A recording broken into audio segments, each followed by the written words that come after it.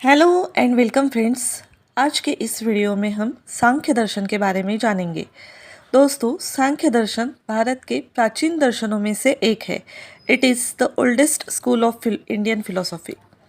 सांख्य दर्शन के प्रोपेगेटर या फाउंडर महर्षि कपिल है। इन्होंने सांख्य सूत्र लिखा था, जिसको हम सांख्य फिलोसॉफी के नाम से जानते हैं।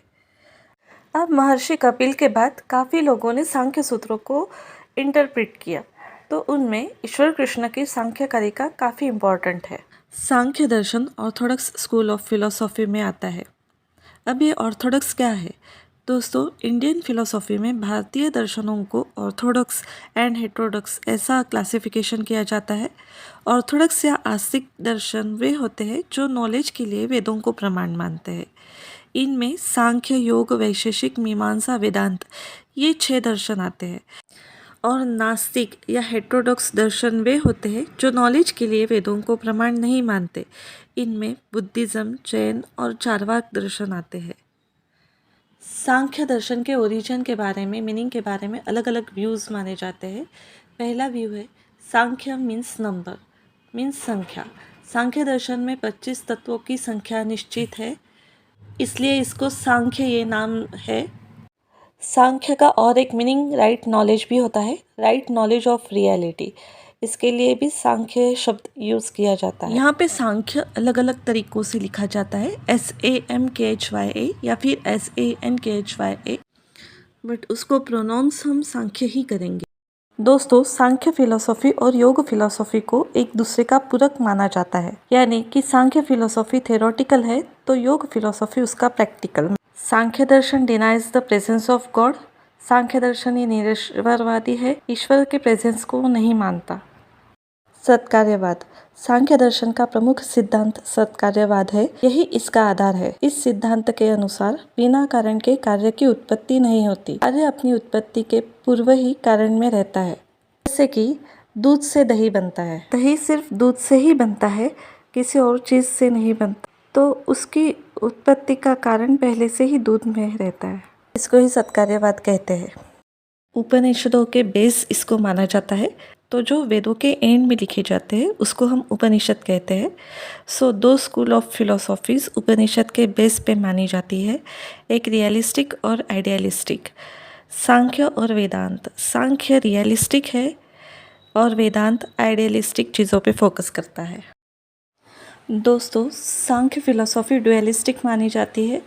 सांख्य के अनुसार सारी दुनिया 2 एलिमेंट से बनी है, पुरुष और प्रकृति। आइए सबसे पहले जानेंगे प्रकृति क्या होती है। प्रकृति ये वर्ड प्र प्लस कृति से बना है। कृति मीन्स कार्य और प्र मीन्स पहले। कार्य से पहले कारण आया है, इसको हम प्रकृति कहेंगे। प्रकृति का यहाँ पे मीनिंग ब्रह्मांड, जगत जननी भी होता है। अब इस विश्व में, ब्रह्मांड में हमें 3 चीज़ें दिखती है। ब्रह्मांड प्रकाशमय है, चंचल गतिमान है और अंधकारमय है। इन्हीं 3 चीज़ों के आधार पर सांख्य दर्शन ने प्रकृति के 3 गुण बताए हैं, सत्व, रज और तम। सत्व मीन्स प्रकाशमान, रज मीन्स चंचल और गतिमान, और तम मीन्स अंधकारमय या उदासीन। मूल प्रकृति त्रिगुणात्मक होती है। सांख्य के अनुसार पुरुष जो है वो है प्योर सोल, प्योर कॉन्शसनेस, उसके ऊपर कोई भी दाग नहीं है। लेकिन इग्नोरेंस के कारण या नॉलेज कम होने के कारण पुरुष अपने आप को प्रकृति समझने लगता है और उससे उत्पन्न होता है बुद्धि, महत्त्व और अहंकार, और यही रीज़न बनते हैं सफरिंग का, दुख का। तो सांख्य के अनुसार सेल्फ रियलाइजेशन ही मोक्ष का कारण है। पुरुष को प्रकृति से दूर करना, अलग एक्सपीरियंस करना, मतलब मोक्ष प्राप्त करना है। दोस्तों, जैसे कि हमने देखा, सांख्य दर्शन में पुरुष और प्रकृति के संयोग से ही सृष्टि की उत्पत्ति होती है। प्रकृति और पुरुष से होता है महत्त्व, जिसको हम इंटेलिजेंस भी कहते हैं। उसी से उत्पन्न होता है अहंकार तत्व, ईगो। अहंकार से उत्पन्न होता है मन, जिसको हम माइंड कहते हैं। पंच ज्ञानेंद्रिय, ज्ञानेंद्रिय मतलब sense organs, eye, ear, skin, nose and tongue. पंच कर्मेंद्रिय मतलब 5 organs of action, hand, feet, speech, elimination and procreation. पंच तन्मात्राएं, जो कि है sound, touch, form, taste and smell. और पंच महाभूतास, 5 ग्रेट एलिमेंट्स, आकाश, वायु, अग्नि, जल और पृथ्वी।